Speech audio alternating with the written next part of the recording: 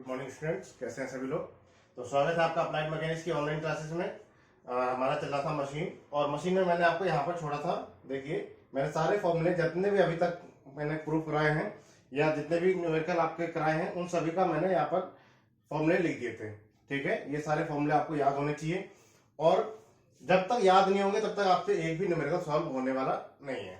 ठीक है, आज हम लोग कुछ और नए कॉन्सेप्ट देखेंगे, नई मशीन देखेंगे। ठीक है, उससे पहले कुछ बच्चों के जो डाउट्स आए हैं उनको मैं क्लियर करूंगा कि कुछ जो भी कमेंट्स में बच्चों ने कुछ क्वेश्चन पूछे हैं जो उनसे नहीं हो रहे थे, तो आज हम लोग कुछ क्वेश्चन देखेंगे और उसके बाद हम लोग अपना आगे का टॉपिक देखेंगे। ठीक है, चलिए एक क्वेश्चन नोट कीजिए। ये क्वेश्चन भेजा है रविंद्र कुमार ने भेजा है। तो क्वेश्चन नोट कीजिए, घिरनी के द्वितीय निकाय में,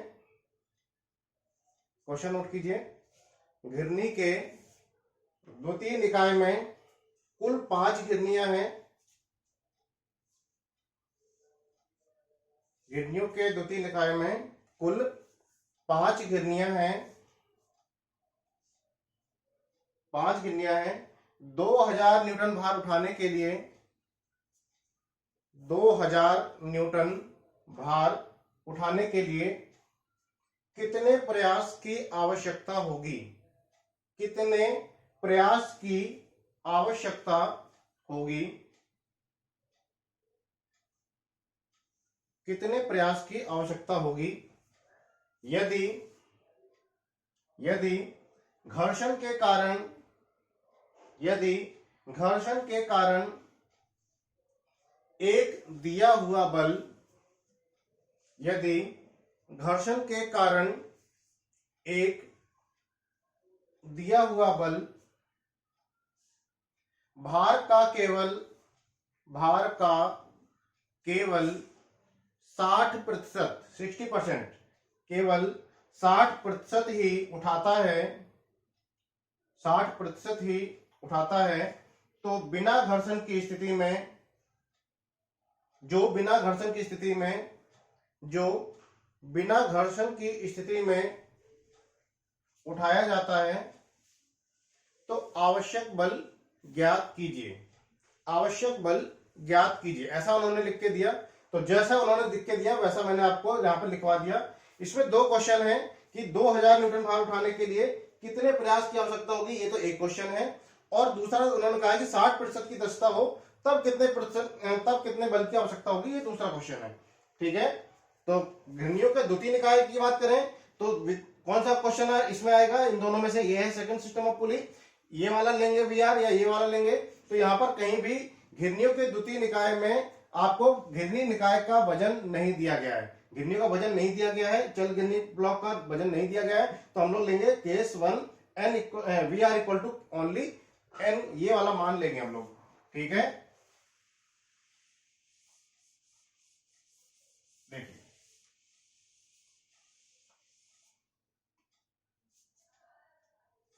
कितना भार उठाना है मुझे? 2000 न्यूटन। ठीक है, अभी घर्षण में नष्ट प्रयास 0 है, यानी कि कोई भी दक्षता नहीं दी गई है। तब क्या होगा? क्या है? M equal to V R होगा। तब तो जब कोई भी दक्षता नहीं दी गई है तब M equal to V R होगा।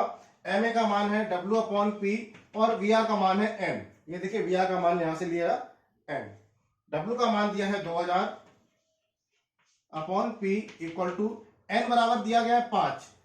कुल घिरनियों की संख्या मैंने आपको लिखवाया था कि n इक्वल टू जो सेकंड सिस्टम ऑफ पुली में होगा वो होगा कुल घिरनियों की संख्या।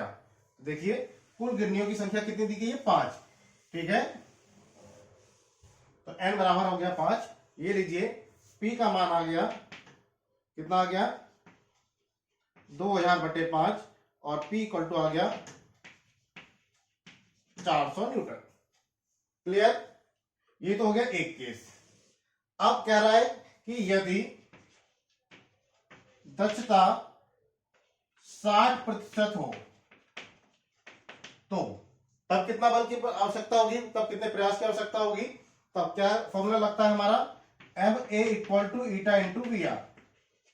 तब ये फॉर्मूला लगता है हमारा, एम ए का मान डब्ल्यू अपॉन पी, ये हो जाएगा 60/100, और वी आर का मान अभी भी एन ही है, क्योंकि यहाँ पर दक्षता ये भार नहीं दिया गया, चल पुली ब्लॉक का भार नहीं दिया गया, तो अभी भी n ही रहेगा। यहाँ पर देखिए W का मान है 2000 बटे P इक्वल टू, ये 0 से 0 कट गया, 6 बटे 10 इंटू 5।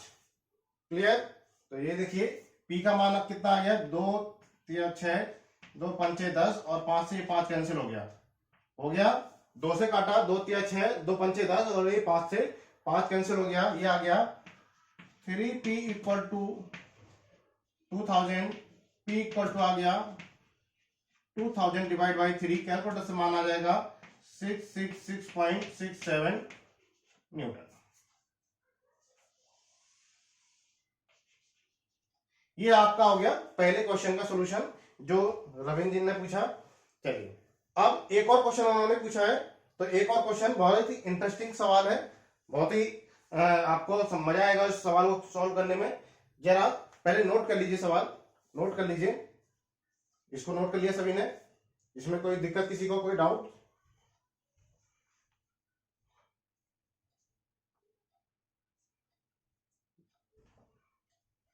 चलिए क्वेश्चन नोट कीजिए, घिरनियों के तृतीय निकाय में, अब नेक्स्ट क्वेश्चन है घिरनियों के तृतीय, थर्ड सिस्टम ऑफ पुली। अब आ रही है बात थर्ड सिस्टम ऑफ पुली की। घिरनियों के तृतीय निकाय में W भार उठाने के लिए, घिरनियों के तृतीय निकाय में W भार उठाने के लिए 600 न्यूटन प्रयास की आवश्यकता होती है।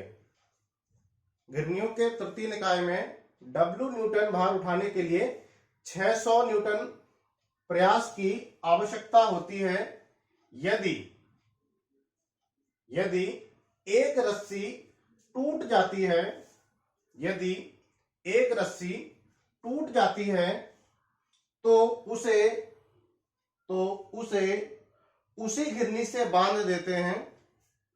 यदि एक रस्सी टूट जाती है तो उसे उसी घिरनी से बांध देते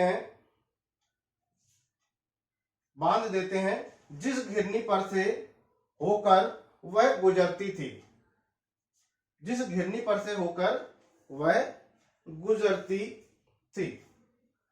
क्लियर? आगे लिखिए, अब इसी भार को उठाने के लिए 1240 न्यूटन, अब इसी भार को उठाने के लिए 1240 न्यूटन प्रयास की आवश्यकता होती है। निकाय में घिरनियों की संख्या तथा उठाए गए भार का मान ज्ञात कीजिए। घिरनियों की संख्या तथा उठाए गए भार का मान ज्ञात कीजिए यदि सभी चल पुली का भार नगण्य हो। यदि सभी चल पुली का भार नगण्य हो, कहीं पर भी अगर चल पुली का भार नहीं दिया है तो ये जरूरी नहीं है वो लिखे कि नगण्य है, अगर नहीं दिया है तो समझ लीजिए वो 0 है। ठीक है, आपको वहां पर ज्यादा दिमाग नहीं लगाना है। यदि वजन दिया है तो ठीक है, नहीं दिया है तो हम इसको 0 ही मानकर काम करेंगे। ठीक है, चलिए सवाल एक बार आप लोग फिर से पढ़ लीजिए कि कोई भी एक तृतीय निकाय है, तृतीय निकाय में क्या करना है, मुझे कुछ वजन उठाना है और कितना प्रयास दिया गया है, पहले दिया गया है 600 न्यूटन के प्रयास से कुछ वजन उठाया गया, फिर क्या हुआ, एक रस्सी टूट गई और एक रस्सी टूटने के बाद फिर जो उठाया गया वजन वो है 1240 न्यूटन के द्वारा उठाया गया उसी भार को। ठीक है, तो मुझे घिरनियों की संख्या तथा उठाया गया भार का मान ज्ञात करना है, ये क्वेश्चन है हमारा।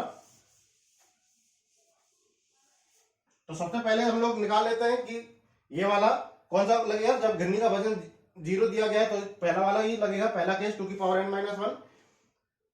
स्टार्टिंग में m इक्वल टू VR ही रहेगा क्योंकि दक्षता नहीं दी गई है, कहीं पर भी दक्षता नहीं दी गई है, तो m इक्वल टू VR है। ma का मान होता है W अपॉन P और VR का मान होता है 2 की पावर n-1। ये देखिए 2 की पावर n-1। W मुझे पता नहीं है, प्रयास कितना है 600 न्यूटन, प्रयास दिया गया है 600 न्यूटन इक्वल टू 2 की पावर n। अभी मुझे ये भी पता नहीं है कि घिरनियों की संख्या कितनी है, कोई दिक्कत नहीं, -1। क्या मैं W इक्वल टू लिख सकता हूं 600 2 की पावर n-1। क्लियर? ये तो हो गया पहला केस। अब क्या हुआ, एक रस्सी टूट गई, उस रस्सी को उसी घिरनी से बांध दिया गया जिससे वह गुजरती थी। तो एक्चुअली में हुआ क्या, एक घिरनी मेरी कम हो गई। जब वो एक घिरनी टूट गई, उसके ऊपर से रस्सी नहीं गुजरेगी तो वह प्रयास को नहीं, वो भार को नहीं उठाएगी। तो हमें करना क्या है, एक घिरनी, जितनी भी घिरनियां थी उसमें से एक घिरनी जो है हमारी कम हो गई। घुमा फिरा के ये इनडायरेक्टली रूप से उसने ये कहा है कि एक घिरनी हमारी अगर कम हो दिया है, कर दिया है, तब उसी भार को उठाने के लिए कितना प्रयास की आवश्यकता होती है, 1240। अब again M equal to V R ही है यहां पर भी, क्योंकि अभी भी घिरनी का वजन चल ब्लॉक का मान नहीं दिया गया है। एम ए का मान क्या है, W अपॉन पी है, इक्वल टू वी आर का मान है 2 की पावर n-1। अगर n नंबर ऑफ पुली थी तो क्या था, 2 की पावर n-1। एक कम होगी तो n-1 और -1। बस ये थोड़ा सा यहां पर ध्यान देना है। W का मान निकालना है, P का मान दिया है 1240 इक्वल टू 2 की पावर n-1। ये लीजिए W का मान आ गया 1240 2 की पावर n-1 और -1। ये देखिए, अगर मैं इस वाले W की बात करूं, ये जो W है, फिर कहा गया उसी भार को उठाने के लिए इतने प्रयास की आवश्यकता हुई।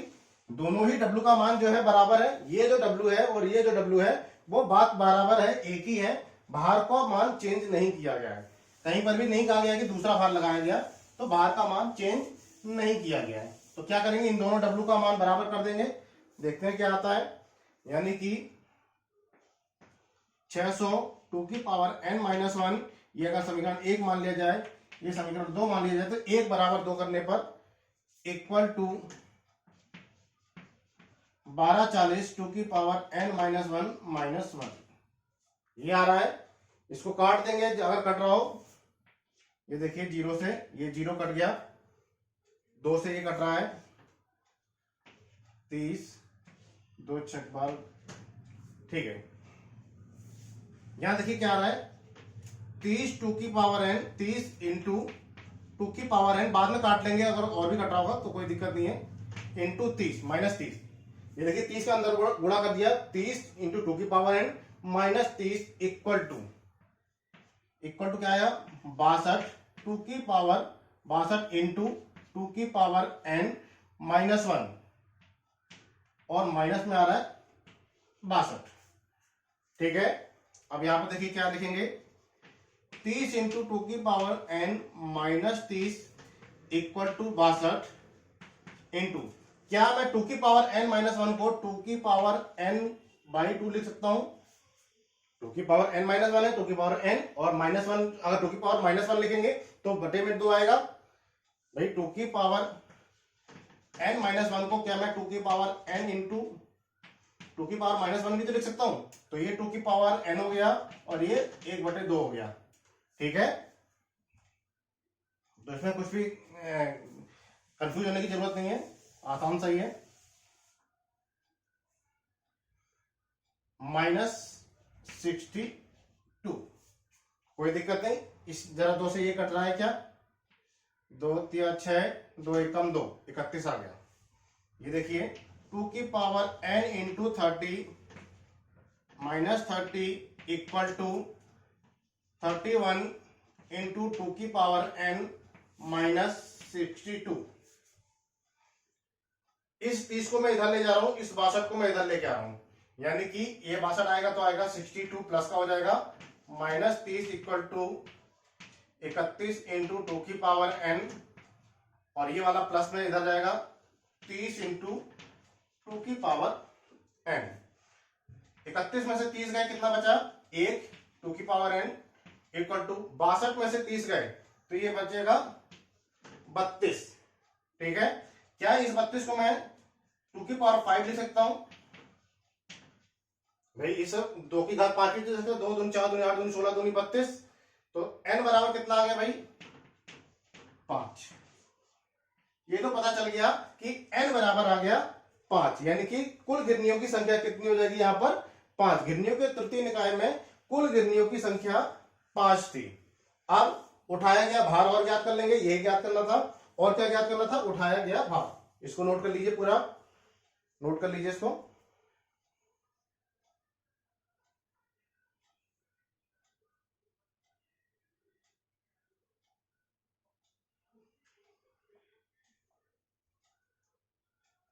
कर लिया नोट। इस n का मान उठा के आप यहां पर रख दीजिए, किसी में भी रख दीजिए, इसमें रख दीजिए चाहे इसमें रख दीजिए, आपको w का मान निकल आएगा। ठीक है, n का मान समीकरण नंबर 1 में रखने पर n का मान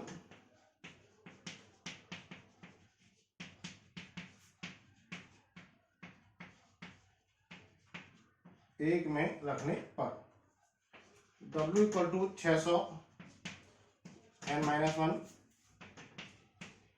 600 टू की पावर 5 माइनस 1, ये हो जाएगा 32 माइनस 1 यानी कि 31, यानी कि 600 इंटू 31,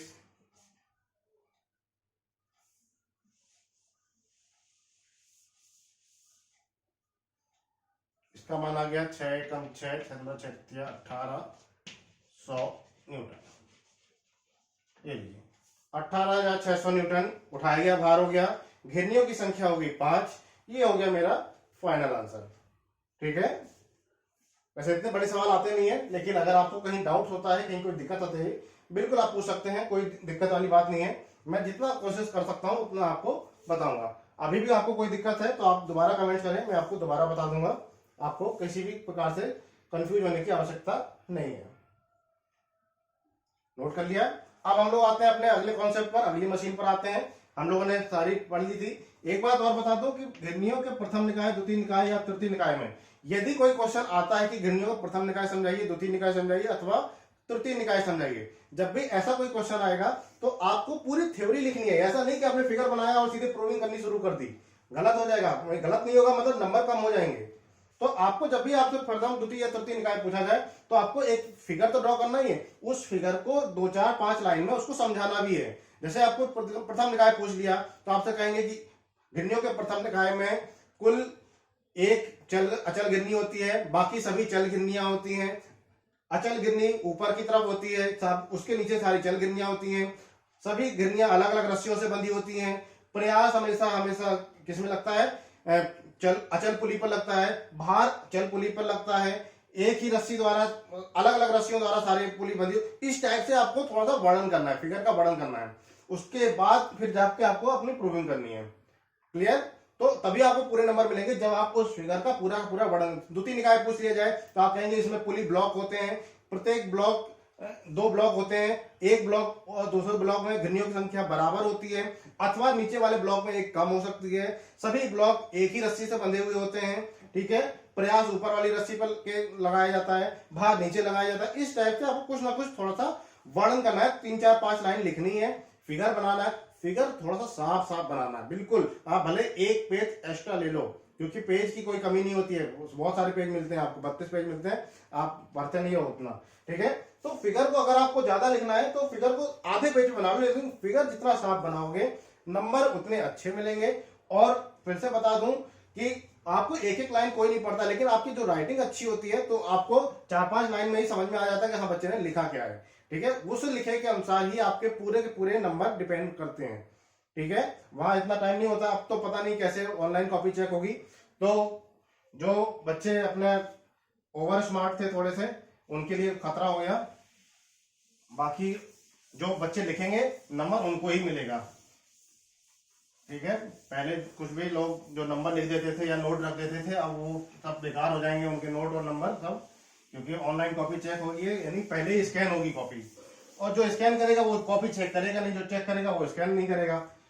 तो नोट सारे उनको ही मिल जाएंगे जो स्कैन करेंगे, तो वहां तक कोई पहुंचेगा नहीं और ना ही आपको कुछ भला होने वाला है। इसलिए इस बार आप लोग थोड़ा सा सावधानी बरतें, कुछ भी ऐसी ही उल्टी सीधी हरकतें ना करें जिससे आपको कोई दिक्कत हो या आपके नुकसान हो आपका कुछ भी। ठीक है, चलिए अब हम लोग देखते हैं मशीन। मशीन में पहला है साधारण पहिया एवं धुरी। साधारण पहिया एवं धुरी।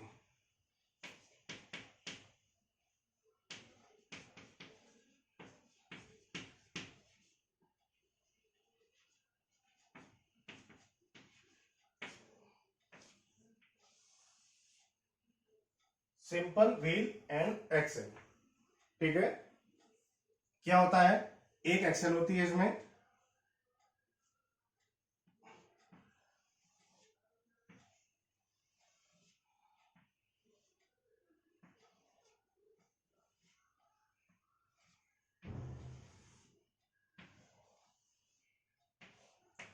एक्सेल जो होती है वो दोनों ओर पर बेयरिंग द्वारा बंधी हुई होती है। ये बेयरिंग है। बेयरिंग से क्या होता है कि एक्सेल जो है स्वतंत्र रूप से घूम सकती है, स्वतंत्र रूप से अपने अक्ष पर घूम सकती है। बेयरिंग का ये फायदा होता है।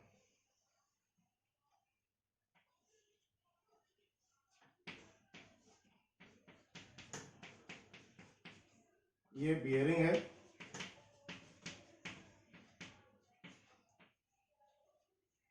ये पहिया है। ये धुरी है। धुरी का व्यास माना कि स्मॉल डी है, पहिए का व्यास माना कि कैपिटल डी है। ठीक है, इस पर एक क्या हुआ है, इस पर एक रस्सी बंधी हुई है, इस पर एक रस्सी बंधी हुई है।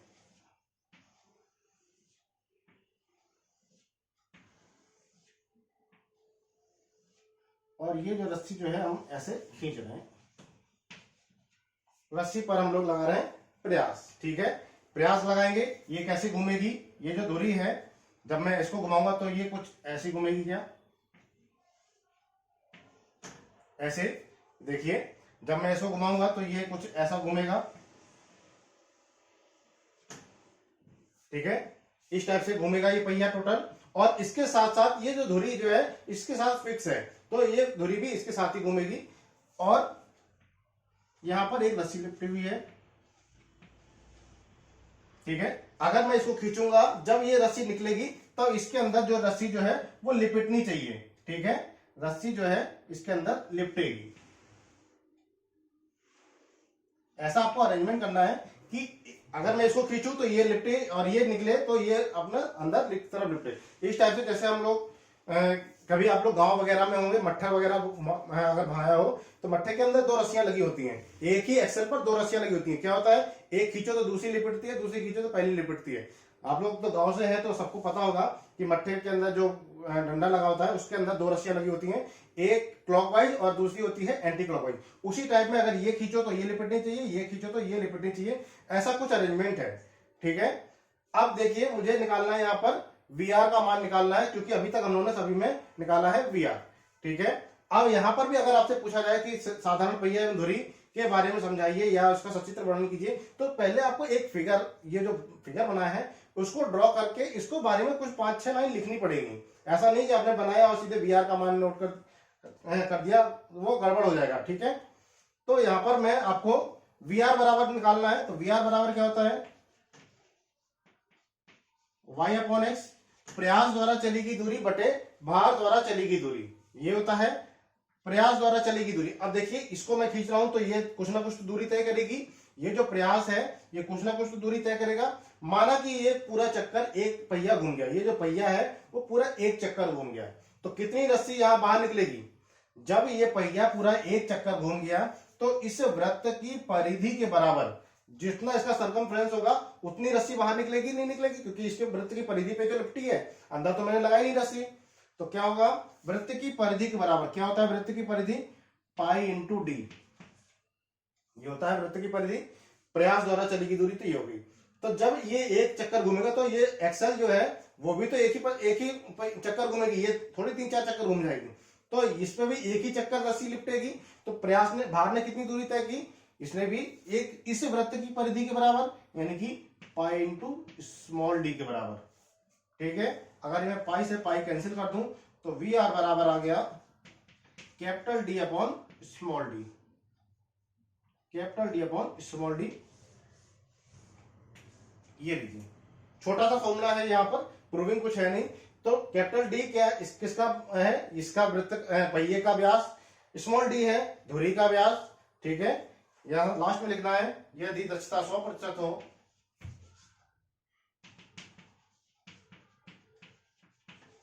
तो M A equal to V R equal to capital D upon small D. यदि आर के टर्म्स में आए तो, यदि रेडियस के बारे में पूछा जाए तो कैपिटल डी को क्या मैं 2r लिख सकता हूं, इसको मैं स्मॉल 2r लिख सकता हूं, ये अगेन 2 से 2 कैंसिल हो गया, तो capital R upon small are.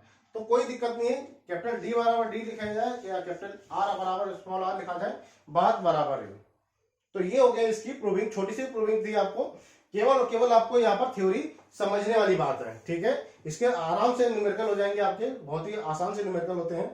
इसको नोट कर लीजिए, बना लीजिए, इसको फिगर ड्रॉ कीजिए।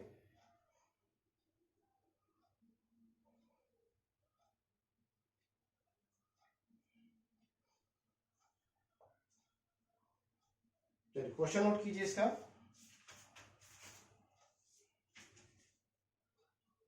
क्वेश्चन नोट कीजिए, एक सरल पहिया एवं धुरी में, एक सरल पहिया एवं धुरी में पहिए का व्यास 80 सेंटीमीटर, पहिए का व्यास 80 सेंटीमीटर एवं धुरी का व्यास 20 सेंटीमीटर है। पहिए का व्यास 80 सेंटीमीटर एवं धुरी का व्यास 20 सेंटीमीटर है।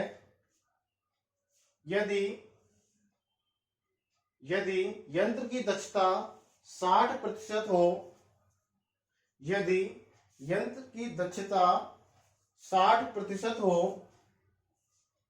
तो 2 न्यूटन के प्रयास से, तो 2 न्यूटन के प्रयास से कितना भार उठाया जा सकता है। तो 2 न्यूटन के प्रयास से कितना भार उठाया जा सकता है, 2 न्यूटन के प्रयास से कितना भार उठाया जा सकता है। देखिए क्या बोल रहा है, दक्षता 60% हो, तो हमें पता है एम ए इक्वल टू होता है ईटा इंटू वी आर।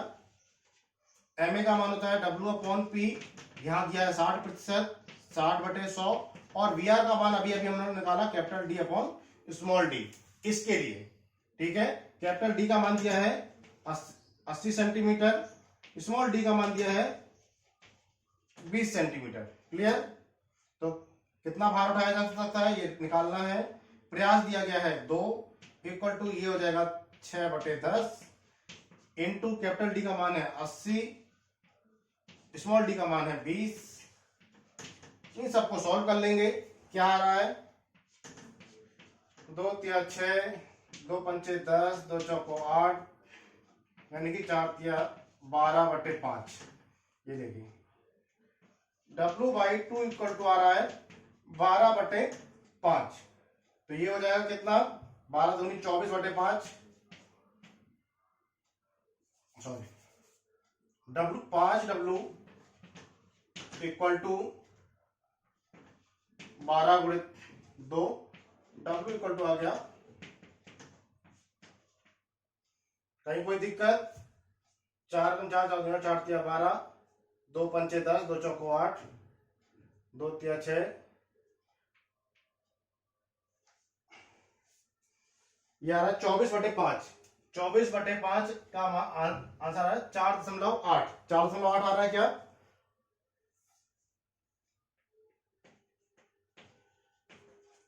ये देखिए 4.8,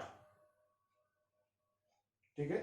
ये आ रहा है हमारा आंसर, 4.8 न्यूटन का भार उठाया जा सकता है, ठीक है। ऐसे छोटे छोटे सवाल आपसे पूछे जाएंगे, लेकिन इनकी थ्योरी आती है पूरे 5 नंबर की आती है। सवाल भले ही छोटे हों, लेकिन इनकी थ्योरी जो होती है वो पूरे 5 नंबर की आती है।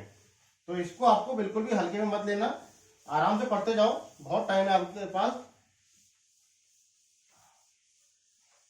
एक क्वेश्चन और नोट कर लीजिए इस पर, फिर आगे बढ़ते हैं अगले थ्योरी पर। एक क्वेश्चन और नोट कीजिए, लिखिए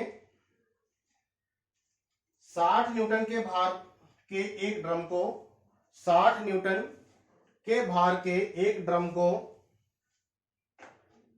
60 न्यूटन के भार के एक ड्रम को जिसमें 400 न्यूटन का पानी भरा है, जिसमें 400 न्यूटन पानी भरा है, एक कुएं से पहिया तथा धुरी की सहायता से ऊपर खींचना है। पहिया तथा धुरी की सहायता से ऊपर खींचना है। पहिया तथा धुरी की सहायता से ऊपर खींचना है। धुरी का व्यास 10 सेंटीमीटर, धुरी का व्यास 10 सेंटीमीटर तथा पहिए का व्यास 40 सेंटीमीटर है, तथा पहिए का व्यास 40 सेंटीमीटर है। पहिए का व्यास 40 सेंटीमीटर है। ड्रम को ऊपर उठाने के लिए 120 न्यूटन का बल लगाया जाता है।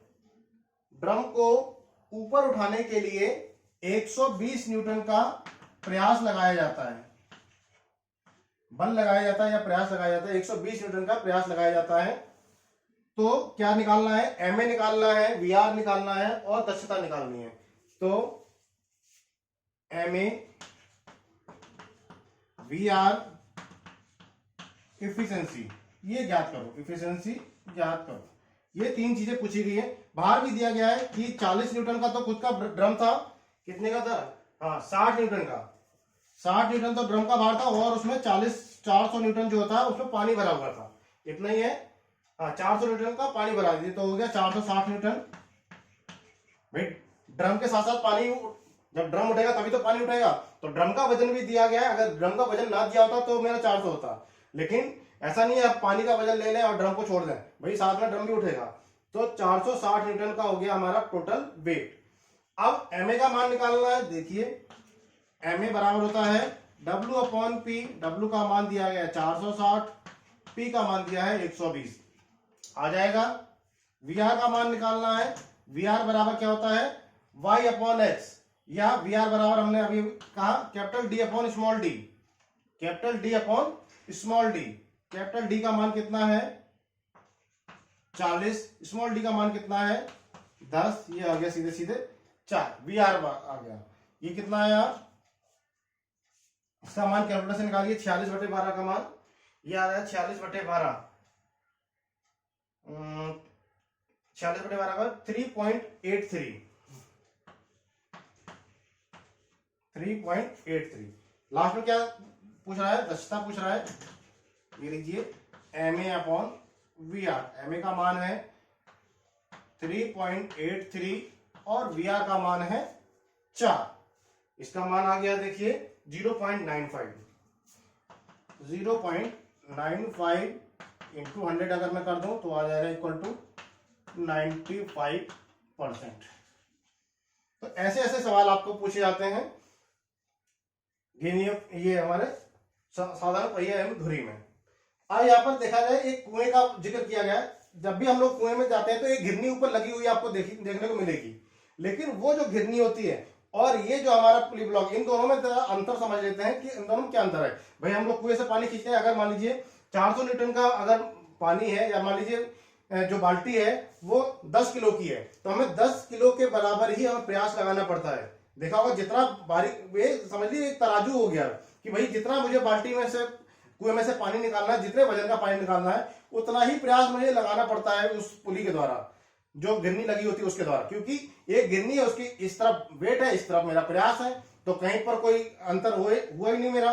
देख लेते हैं इसको थोड़ा सा, दोनों चीज को कंपेयर कर लेते हैं। क्या होता है? साधारण जो कुआं होता है उसमें एक गिरनी लगी होती है, ठीक है। यहां होती है उसकी बाल्टी, देखिए ये बाल्टी बनी हुई। माना कि इसका जो वजन है वो कुछ 100 न्यूटन है या 50 न्यूटन है। यहां पर एक फिक्स होता है और यहां पर हम लोग लगाते हैं प्रयास, ऐसे ही होता है भाई।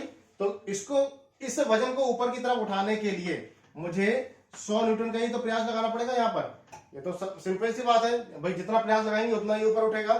तो यहाँ पर कुछ भी हमें फायदा नहीं हो रहा है। इस गिरनी द्वारा मुझे उतना ही प्रयास लगाना पड़ रहा है जितना मेरा भार है, ठीक है। अभी इसी चीज को अगर मैं पर ये साधारण पहिया एवं धुरी में कन्वर्ट कर लेता हूं, ठीक है। इसी चीज को मैं इसी कुएं के ऊपर एक साधारण पहिया एवं धुरी लगा दूं तो क्या होता है, देखिए क्या होता है। पहले तो एक कुआं बनाते हैं,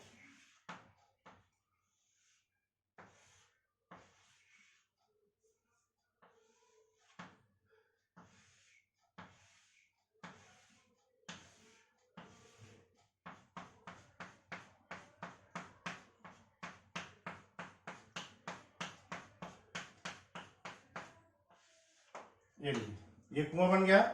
यहां पर इस टाइप से रहते हैं, ठीक है। अब क्या किया मैंने, यहां पर एक दूरी लगा दी, ये एक यहां पर बेरिंग है, यहां पर भी बेरिंग है, और यहां पर रस्सी लपेट दी, और रस्सी लपेट के इसके अंदर इस कुएं में मैंने डाल दी।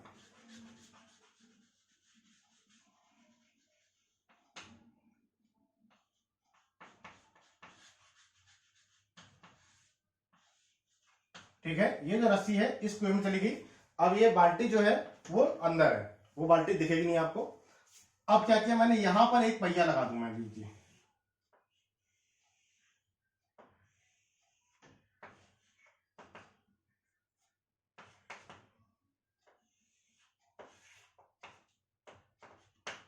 ठीक है।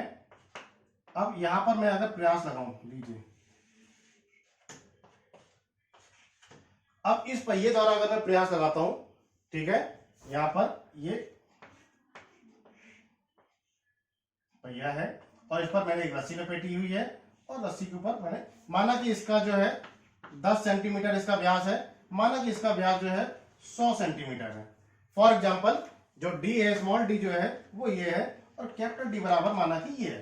फॉर एग्जाम्पल कुछ भी मान सकते हैं भाई, कितना भी हो सकता है। कैपिटल डी बराबर 100 सेंटीमीटर है ये। अब देखिए क्या फर्क पड़ेगा, अभी इसी का ही वजन माना कि 100 न्यूटन ही है, इससे जो बाल्टी है इसका वजन ही 100 न्यूटन है। तो क्या हो जाएगा, यदि घर्षण में नष्ट प्रयास अभी मैं 0 मान लेता हूं तो एम ए बराबर V R W upon P equal to क्या हो जाएगा, यहां पर capital D upon small D, ठीक है। डब्ल्यू का मान है 100, पी का मान मुझे निकालना है, कैपिटल डी का मान है 100, स्मॉल डी का मान है 10। ये लीजिए P इक्वल टू 100, P का मान आ गया 100/10। देखिए जहां पर वहां पर जब तक मैंने ये सिस्टम नहीं लगाया था तब तक मुझे 100 न्यूटन का ही प्रयास लगाना पड़ रहा था। जब तक मैंने ये सिस्टम नहीं लगाया था तब एक अगर सिंपल गिरनी थी यहां पर तो मुझे 100 न्यूटन का ही प्रयास लगाकर 100 न्यूटन की बाल्टी को खींचना पड़ रहा था। अब मैंने अगर ये लगा दिया, देखिए 10 गुना वजन कम हो गया, 10 गुना प्रयास कम हो गया, वजन तो उतना ही है, 10 गुना प्रयास कम हो गया। 100 की जगह केवल और केवल 10 न्यूटन का ही मुझे प्रयास लगाना पड़ेगा। भाई अच्छा खासा वजन होता है, 100 किलो कोई खींच पाता, कोई नहीं खींच पाता, लेकिन 10 किलो तो हर कोई खींच लेगा भाई। यहां पर केवल और केवल उतना ही प्रयास लगाना पड़ेगा जितना 10 न्यूटन की बाल्टी उठाने में लगाना पड़ता। तो कितना अंतर हो गया, देखिए 10 गुना मेरा वजन कम, 10 गुना मेरा प्रयास कम हो गया, नहीं हो गया। यदि इसमें हम कुछ दस्ता भी मान लेते हैं, मान लीजिए कुछ घर्षण में नष्ट भी हो गया, तो 10 का 15 हो जाएगा, 20 हो जाएगा, उससे ज्यादा नहीं होगा, ठीक है। अगर कुछ इफिशियंसी भी मान ले इसका 80%, 75% कोई इफिशियंसी भी मान ले, तब भी 100 से तो कम ही आएगा। तो फायदा तो ओवरऑल होना ही होना है मेरा, ठीक है। तो यहां पर आपको ये सिस्टम के द्वारा आप देख सकते हैं कि कितना मेरा ये बेनिफिशियल ये मशीन है हमारी, कि आप कितना भी आप वजन लगा दीजिए, आपको उससे कम ही प्रयास लगाना पड़ेगा, ठीक है। इस गिरनी का वजन और बड़ा कर दिया जाए, इस पहिए का वजन, पहिए का जो व्यास है अगर मैं और बड़ा कर दूं तो इसको मान बड़ा होते ही क्या हो जाएगा, इसका मान और कम हो जाएगा, पी का मान, और जितना बड़ा ये पहिया होगा उतना मेरा प्रयास कम होता चला जाएगा, ठीक। जैसे फॉर एग्जाम्पल जैसे गेट, आप सभी के घर पे गेट होते हैं, गेट पर जो कब्जा होता है, कब्जे के सापेक्ष ही तो गेट घूमता है, गेट जो होता है वो कब्जे पर टिका होता है। आप कब्जे पर बल लगाते रहो, कब क्या गेट खुलेगा, क्या नहीं खुलेगा, लेकिन उससे थोड़ा हट जाओ, और जितना ज्यादा हटोगे उतना कम बल लगाना पड़ता है। उस कब्जे से आप जितना दूर जाएंगे उतना कम बल लगाना पड़ेगा आपको उस गेट को खोलने के लिए। आप थोड़ा सा पास में आ जाएंगे और ज्यादा बल लगाना पड़ेगा, उस कब्जे तक पहुंच जाएंगे तो आपको बहुत ही ज्यादा प्रयास की आवश्यकता होगी, है। अब मेरे ख्याल से आपको समझ में आ गया होगा कि साधारण पहिया एवं धुरी कैसे काम करती है। इसके आप जो है न्यूमेरिकल भी करा दिए हैं, ठीक है, इसको नोट कर लीजिए, सबको नोट कर लीजिए।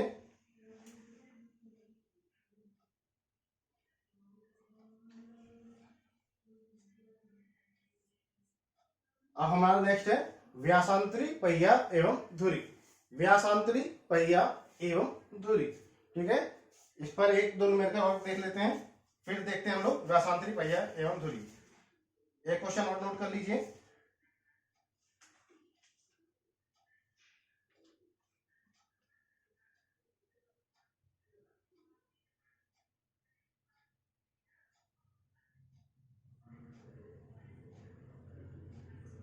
देखिए 1900 न्यूटन भार उठाने के लिए 1900 न्यूटन भार उठाने के लिए एक पहिया एवं धुरी का प्रयोग किया जाता है। 1900 न्यूटन भार उठाने के लिए एक पहिया एवं धुरी का प्रयोग किया जाता है, जिसमें 500 न्यूटन प्रयास की आवश्यकता होती है। जिसमें 500 न्यूटन प्रयास की आवश्यकता होती है, ठीक है, 500 न्यूटन प्रयास की आवश्यकता होती है। यदि पहिए का व्यास 40 सेंटीमीटर, यदि पहिए का व्यास 40 सेंटीमीटर तथा धुरी का व्यास 8 सेंटीमीटर हो, यदि पहिए का व्यास 40 सेंटीमीटर तथा धुरी का व्यास 8 सेंटीमीटर हो, इसी में ही माना कि ये 8 सेंटीमीटर है, ये है 40 सेंटीमीटर है, 40 सेंटीमीटर तथा 8 सेंटीमीटर हो, तो मशीन की दक्षता ज्ञात कीजिए। तो मशीन की दक्षता ज्ञात कीजिए, तो आपको एफिशिएंसी ज्ञात करनी है। तो देखिए W का मान दिया है 1900, प्रयास दिया है 500, तो MA आ गया W/P 1900/500। ये लीजिए MA बराबर आ गया 19/5, ठीक है। इसके बाद VR बराबर आ गया आपका कैपिटल D/स्मॉल d। कैपिटल D का मान दिया है 40, स्मॉल d का मान दिया है 8, 40, 5 आ गया। दक्षता पूछ रहा है, दक्षता बराबर होता है MA/VR। MA का मान दिया है 19/5, VR का मान दिया है 5, तो ये आ गया 19/25। 19/25 इसका मान कैलकुलेटर से निकाल लेंगे। कैलकुलेटर से देखिए कितना आ रहा है 0.76, इसका मान आ रहा है 0.76, यानी कि दक्षता बराबर आ जाएगी 0.76 इंटू 100, तो दक्षता बराबर हो जाएगी 76। मैं पहले ही बताया था, जब भी दक्षता दी जाए तो आपको इसमें आप 100 का भाग कर देंगे। यदि दी जाए 76% दी जाए तो आप 100 का भाग करके आप 0.76 को यूज करना है, और जब भी आपको आंसर देना है तो 100 का गुणा करना है, तो यानी कि प्रतिशत में आपको देना है आंसर, तो ये आ जाएगा 76%। चलिए आज के लिए इतना ही बहुत है। अगली जो थ्योरी है वो हम लोग कल देख लेंगे, कोई जल्दीबाजी नहीं है, आराम से देखेंगे, ठीक है। आज का आई होप आपको वीडियो पसंद आया होगा। सभी लोगों को अगर कोई दिक्कत हो तो कोई आप हमें कमेंट्स करें, बताएं क्या दिक्कत है क्या नहीं है। बाकी कुछ थ्योरी रह गई है, 1-2 क्लास में वो भी कंप्लीट हो जाएंगी। आप अपने घर पर रहें, स्वस्थ रहें, सुरक्षित रहें, अपनी पढ़ाई करते रहें, और कोई भी दिक्कत है, कोई भी डाउट्स हो जरूर पूछें आप, मैं आपके हर एक डाउट्स का सॉल्यूशन अवश्य कराऊंगा, ठीक है। बाकी मैंने आपको जैसा कल कहा था कि आप अपने अपने ग्रुप में इस वीडियो को शेयर करें, ताकि सभी बच्चों को बराबर से फायदा हो सके, कोई भी बच्चा जो बेनिफिट हो रहा है उससे कोई वंचित न रह पाए, ठीक है। अपने वीडियो पसंद आया तो लाइक करें, और बच्चों से कह दें सभी लोग सब्सक्राइब जरूर करें, ताकि आपको हमेशा वीडियो डालने से ही आपको नोटिफिकेशन आ जाए और आप उसको देख सकें, टाइम से देख सकें, ठीक है बच्चों। Thank you so much.